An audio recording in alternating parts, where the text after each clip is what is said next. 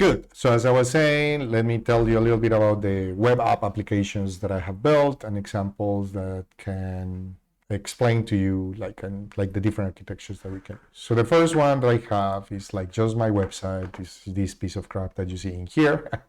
And then basically what you see, it's a nutshell of what I do, like what are the different techniques that I use. Of course, they have to be on a visualization, and this is my whole CV and the different things I have done.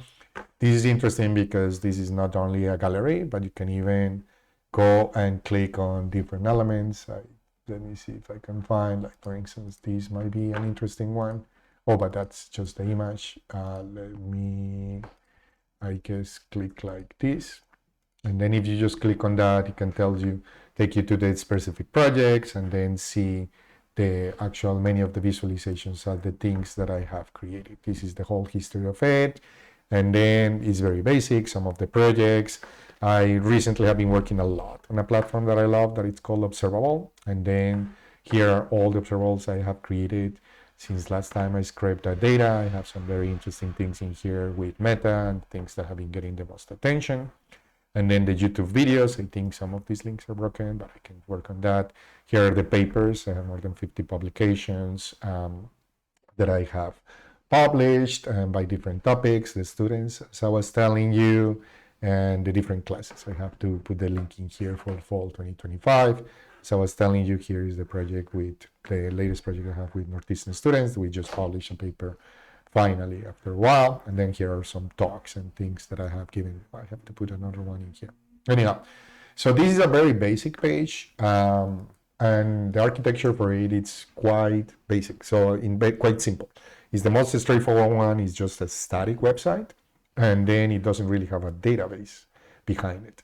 I do have a lot of hacks, for instance, for the students and the projects and the papers.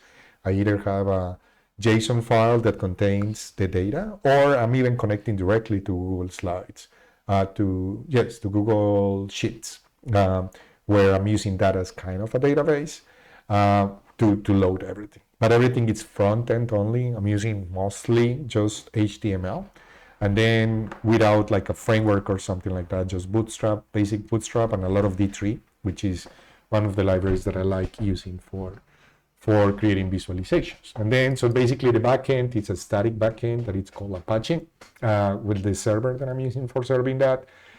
So pretty much everything is static, although the data I'm loading makes it a little bit dynamic, which scales very well, and it works well with having many users. So it's important to keep in mind, okay? Now, for the next example, let me show you my PhD thesis. So for this one, this is Triversity, and I want you to take a special attention at what happens when I switch in here. As you can see, this is the page is fully loaded, and then I'm going to switch to dataset to the US federal budget. And then you can see that it's saying that it's loading, and then boom, it shows all of this. And then in that US federal budget, in order to explain this better, I'm actually going to remove this from the hierarchy. So again, pay attention to what's happening in here. I'm going to redraw this, and then you can see the reloading and then see this part. So what you're seeing in here is the US federal budget compared between 2010 and 2011. You can see that between those 2 years, this is an application that I did in 2013. I'm actually super surprised that it still works. But it went from $346 trillion to 360, which is $146 billion, which was one of the biggest challenges in there, which is a 4% increase. You can go and compare that to, for instance, between 2011 to 2012 or 2012 to 2013. Actually, those were projections. I think the data in here was all the way to 2012, I think is what I had.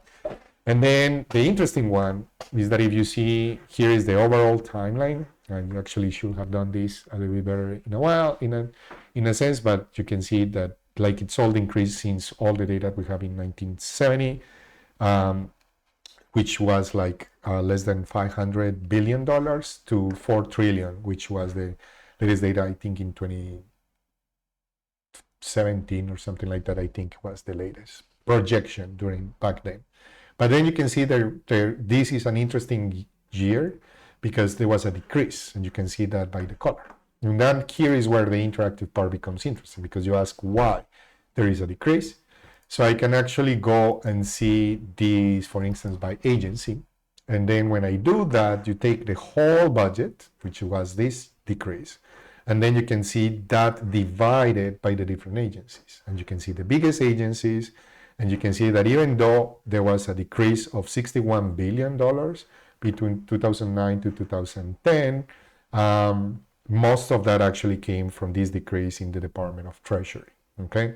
Whereas actually things like the Department of Defense, the Social Security, the Health and Human Services, all of them actually increase.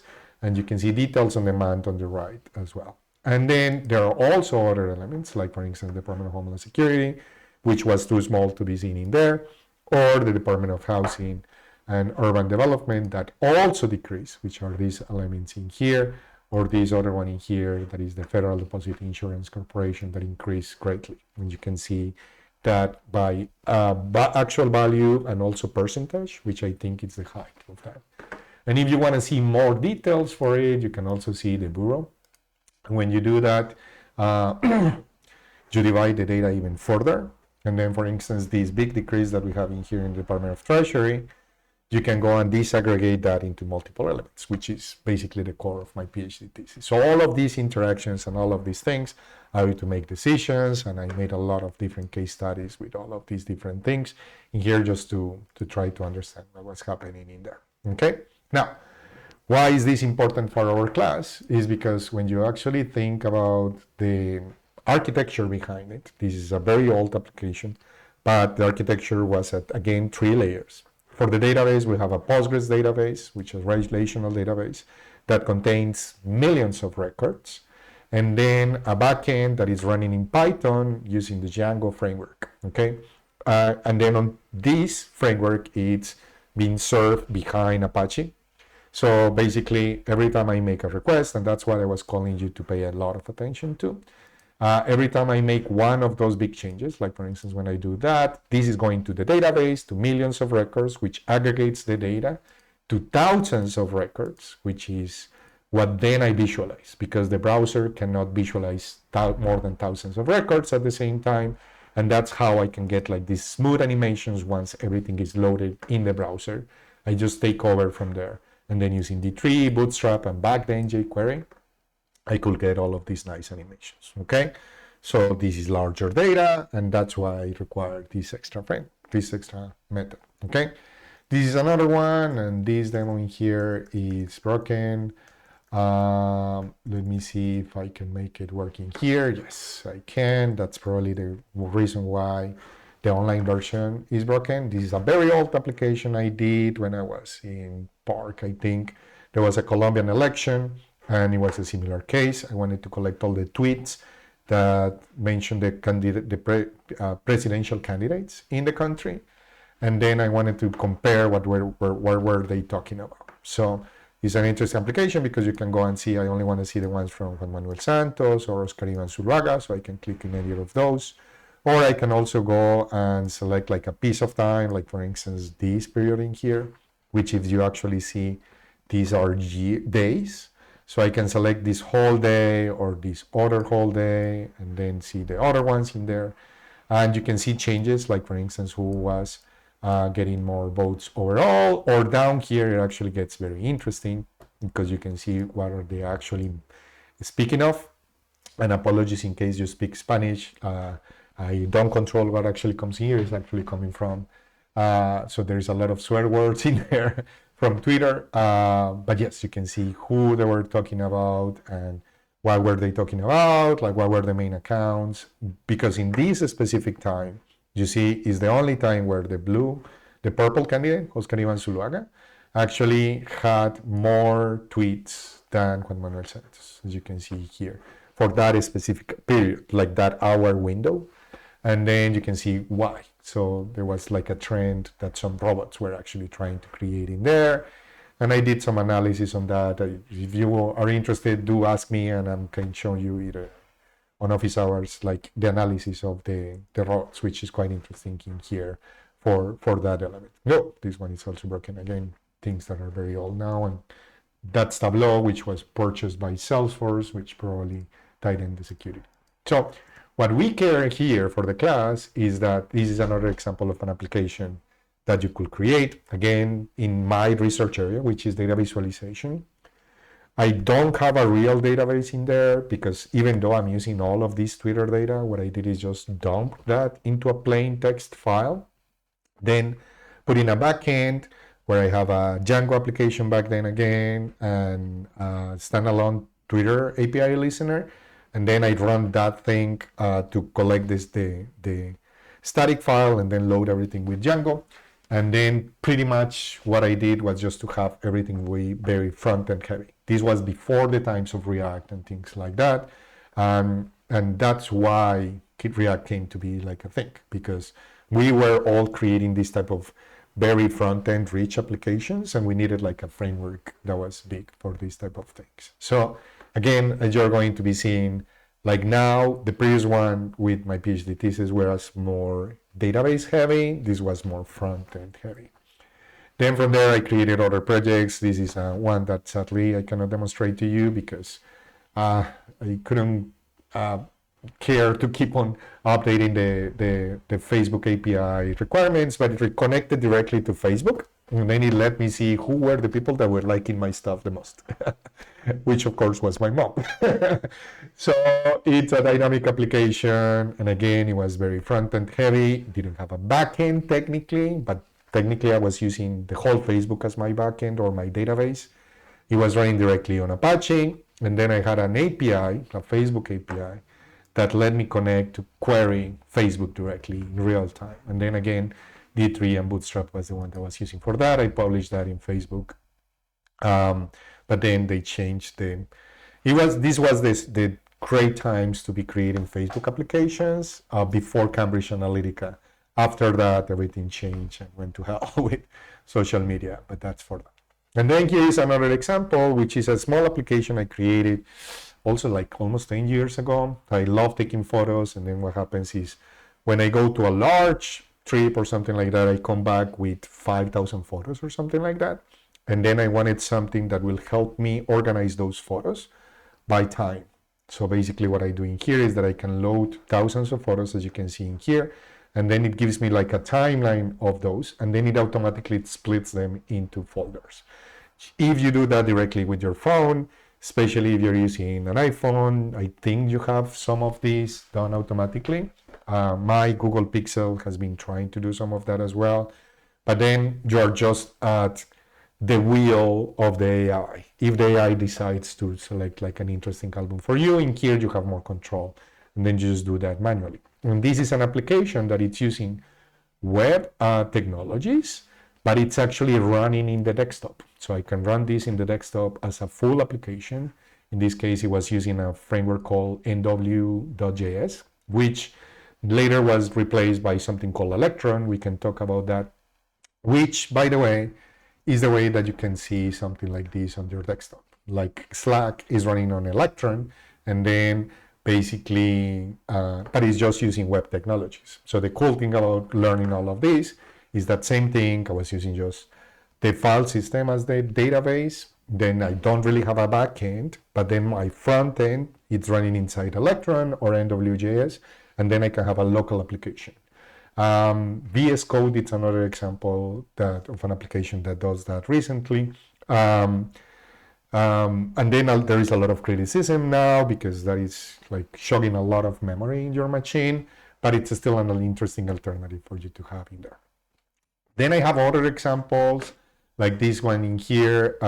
This is the results of the Colombian election from 2018. Actually, let me see if I can show you these for the latest one, 2022, probably here, yes. And then I think is this one, there we go. And actually, you know what? I have one that you might care more about, which is the results of the US elections, although might be a somewhat sensitive topic. So here is a little trick. If you go to johnguerra/vis, this is kind of like a backdoor, don't tell anyone. So if you're watching this on YouTube, don't tell anyone. So here is the US, where is it? Here, US election results, probably here. So here are the US election results from 2024 all the way to 2000.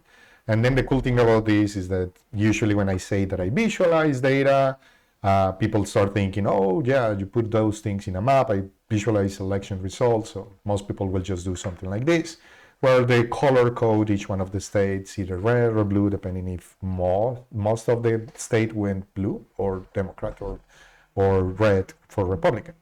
And this is the map from 2024. This is the map from 2020. As you can see, that's why Biden won on 2020, kind of, and this is 2016.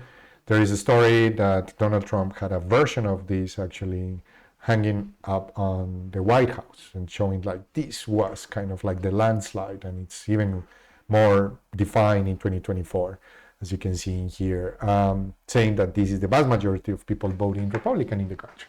And that's kind of true, but you have to show more information in the sense that when you actually divide these by different states, by different counties, then you get something like this, which is very interesting because even though, for instance, California is blue, where we are, there is a lot of parts of California that are actually red.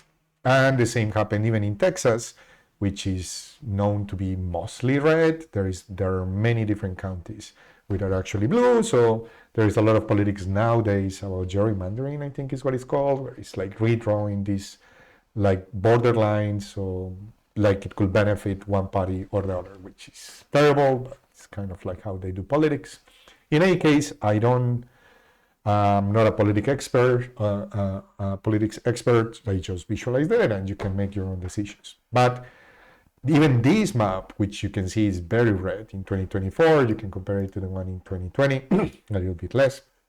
It's not very representative because it's just saying one or the other. You can make it a little bit better by saying how much is one or the other. So in this case, the darker it is, the more it went for one of the parties, and then you can see it's very red. So even this one, it's a very big favorite of Republicans because you can see a lot of redness in it. However, it's still not a good map. It's not a good visualization. It's a good map, but it's not a good representation because land area is not what votes. What votes is actually people. So a better representation for this is that like there are certain places in here that have similar votes. Like for instance, New York had 64% votes towards Democrats, whereas North Dakota had 69% towards Republican. But they're very different because one has 500,000 people and the other one has only 1,000.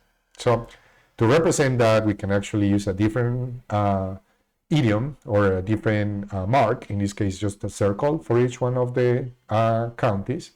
And then we can make sure that each one of those counties is visible, as you can see in here. And then we can also scale those to include how many people live in there. And when you do that, and I don't know if you did the wow, no, like that, okay, myself, oh, let me help myself. Oh, yes, that's the fact that you want to get in here because it's very interesting because there is like all of these counties that contain a lot of people. Like in California, you have Sacramento, San Francisco, Los Angeles is huge, like all of the New York and things like that used to look very tiny in the map, now are more representative. So this is actually a little bit more useful.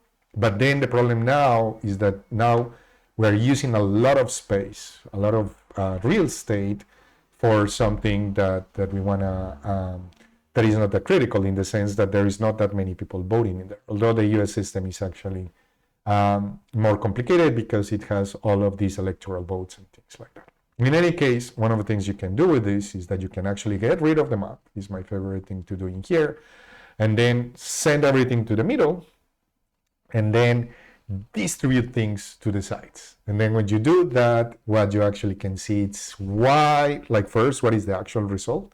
You can see that in 2024, like Republicans won by having some counties, as you can see in here, that were voting heavily towards the right. But a lot of counties that were like voting more towards the right, even though they were really small in terms of the number of people, that is the size. But aggregating all of those, that's how they won. This is the electoral vote, yes, I think that's how it's called. And then Democrats do have some very heavily counties voting towards the left. And then you can see that in general, the major counties, like the biggest counties, more or less tend to go towards the left, although there are some examples in here you can see of the ones that actually went to the right. Like for instance, Miami-Dade is one of the ones that is the biggest ones for the right, okay? And if you want to see, this is one that I want to have a better visualization, but here is, for instance, the comparison with 2020. And then you can see they actually move a little bit towards the left, okay? And that's why Biden won in there, and this is the first one of Donald Trump. And I think in this one, if I'm not mistaken, he didn't win the electoral vote, or maybe did, I'm not sure. But in any case, you can see the changes. And kind of one of the sad things about this, if you go all the way back to 2000, is that in the year 2000s, we weren't that, how you say, like divided in the country. So the voting was a little bit more towards the middle.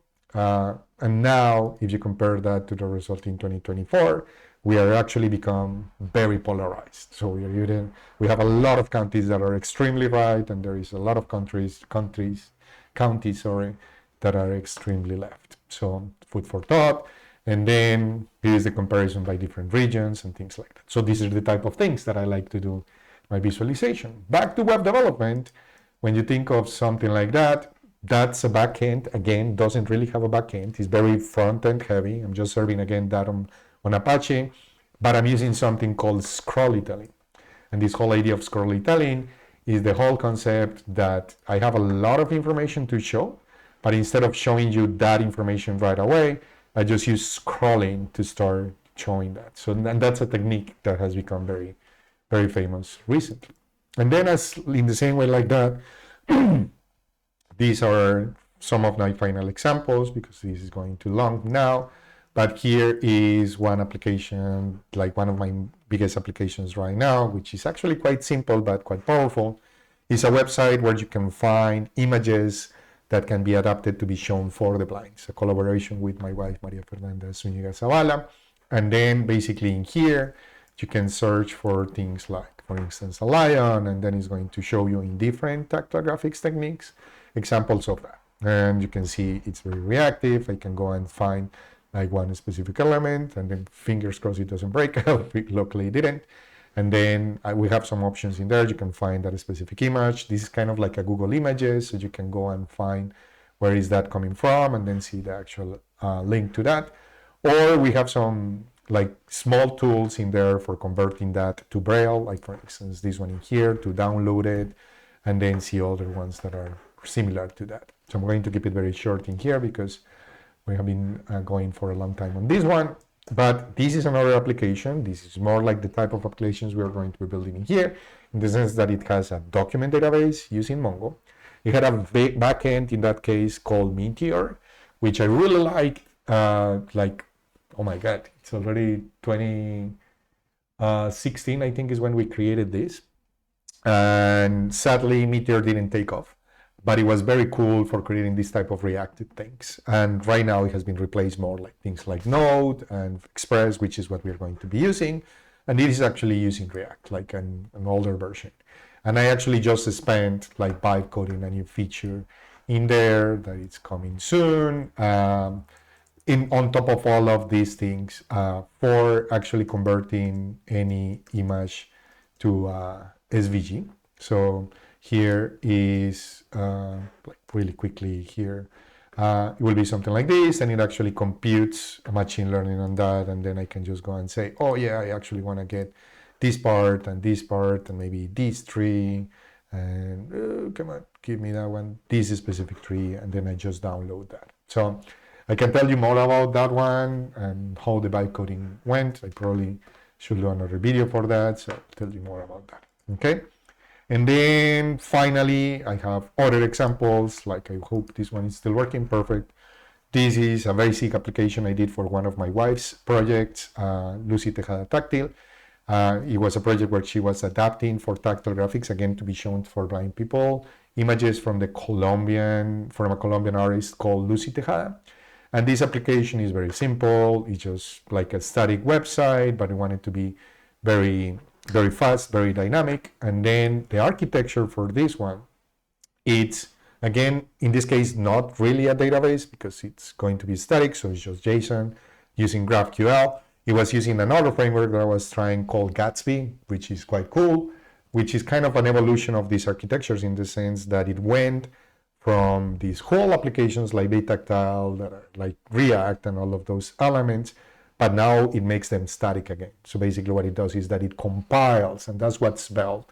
It's actually quite interesting because it compiles things again into different elements, but the front end still React. So at the end, instead of having something like Tactile that needs to compile, to interpret the whole React on the browser, the other ones actually create a static version, and React is just developing that, I think, this year, which is a React compiler that creates something that runs way faster and uses less memory. So it's interesting in there for you to take into account in there. Okay, so that is for that, and don't forget to take a look at those things and ask me questions if you have any. Okay.